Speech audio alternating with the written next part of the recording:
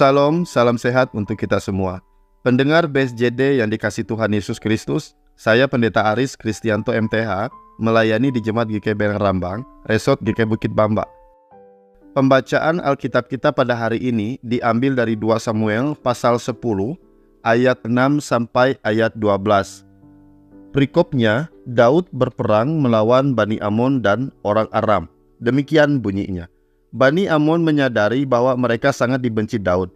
Karena itu, Bani Amon menyuruh orang menyewa 20.000 tentara berjalan kaki dari orang Aram Bet-Rehob dan dari orang Aram Joba, 1.000 orang dari Raja Negeri Maakah dan 12.000 orang dari antara orang Tob.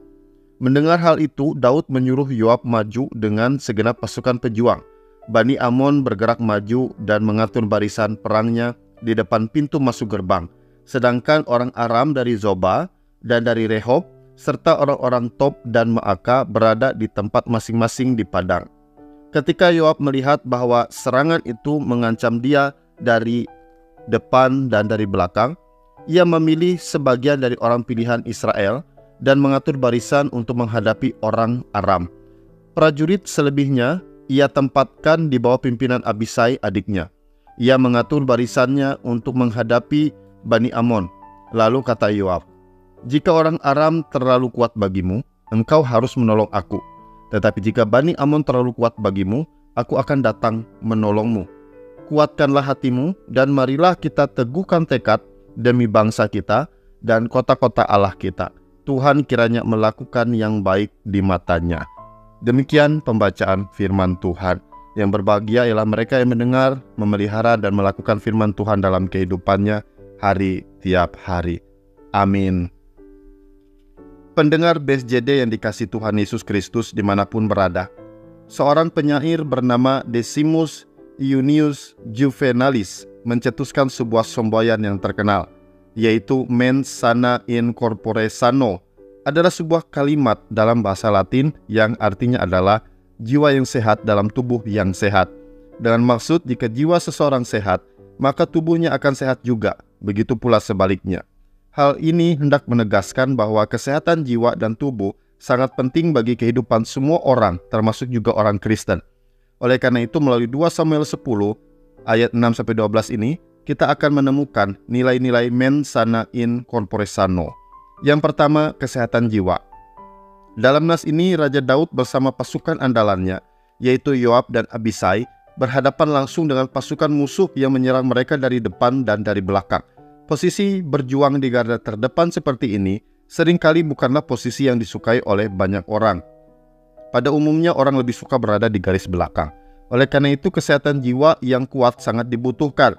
Mereka harus memiliki keteguhan hati dan iman yang teguh untuk menghadapi rasa takut dan keraguan dalam pertempuran yang berat. Di samping itu, kesehatan jiwa juga penting untuk menjaga stabilitas mental dan emosional. Pikiran yang sehat dan hati yang tenang akan membantu dalam mengambil keputusan yang tepat, menghadapi masalah dengan bijaksana, serta mempererat relasi dengan orang lain dalam hal mengambil peluang untuk berhasil atau menang. Hal inilah yang menjadi pesan penting bagi kita. Bukankah kita sebagai orang Kristen juga seperti prajurit Tuhan? Peperangan apa yang sedang kita hadapi saat ini? Ya, itu adalah peperangan antara diri kita dan pergumulan kita masing-masing. Ingatlah bahwa Tuhan mau kita untuk tidak menjadi takut, apalagi mundur atau lari. Bahkan justru Tuhan mau kita selalu siap sedia menghadapi apapun yang terjadi. Tuhan kita adalah panglima perang kita. Percayalah bahwa Tuhan sendiri yang akan berperang bersama dengan kita saat menghadapi apapun dalam kehidupan ini. Utamakan kesehatan jiwa agar kita semakin merasakan lawatan kasih Tuhan dalam hidup kita. Yang kedua, kesehatan tubuh. Selain kesehatan jiwa, Raja Daud dan pasukannya juga membutuhkan kesehatan tubuh yang paripurna, karena harus berperang melawan bangsa Amon dan bangsa Aram.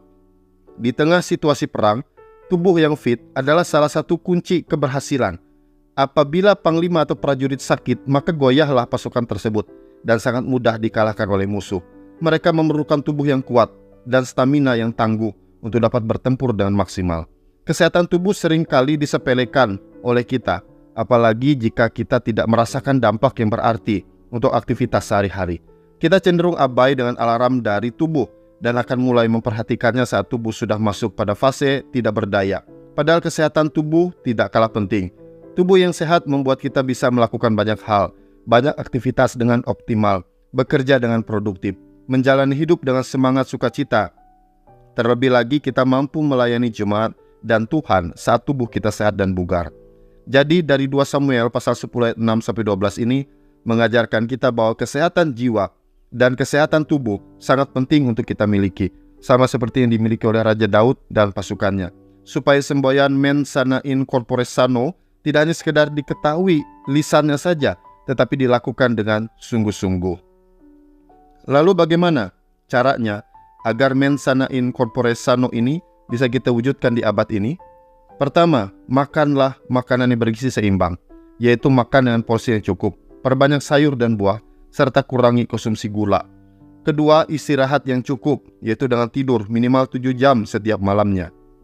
Ketiga, kelola stres dengan baik, yaitu dengan lebih banyak kegiatan yang positif seperti ikut serta dalam pelayanan di gereja dan menyukai kegiatan membaca buku, khususnya membaca Alkitab.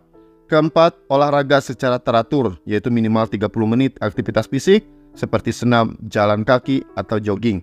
5. Latih dan biasakan diri untuk tekun berdoa. Pendengar BSJD dimanapun berada, marilah kita jaga kesehatan jiwa dan tubuh kita mulai dari saat ini.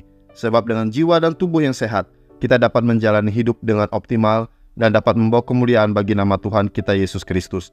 Kiranya seluruh pendengar BSJD mampu mewujudkan mens sana in corpore sano dalam hidup masing-masing dengan perkenanan Tuhan Yesus Kristus.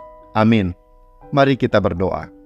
Allah Tritunggal yang Esa, kami bersyukur hanya kepadamu karena kami sadar bahwa kebaikan Tuhan menyertai kehidupan kami sampai jam detik ini. Kiranya kami dan seisi rumah kami selalu hidup di dalam Tuhan saja. Kami terus mengandalkan Tuhan dalam setiap tantangan kehidupan kami, dalam usaha pekerjaan kami, dan dalam setiap rencana serta keputusan yang kami ambil. Kami memohon kesembuhan dan pemulihan keadaan kami, serta bentuklah kami, Tuhan, menjadi alat-Mu di tengah-tengah dunia ini. Di dalam nama Allah Bapa, Anaknya Yesus Kristus, dan di dalam persekutuan Roh Kudus, kami berdoa. Amin.